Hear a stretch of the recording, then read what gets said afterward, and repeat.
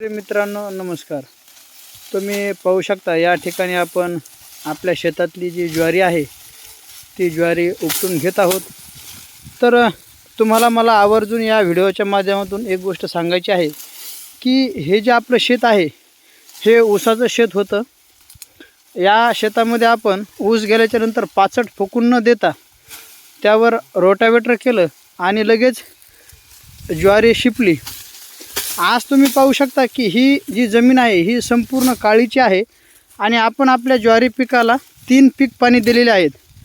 तरीसुद्धा तुम्ही पाहू शकता या ठिकाणी जमीन किती भुसभुशीत आहे. त्याचं एकमेव कारण म्हणजे जी पाचट आहे ती पाचटीमुळं जी जमीन आहे ती सुपीक झालीच, पण जमीन ही भुसभुशीत राहिली.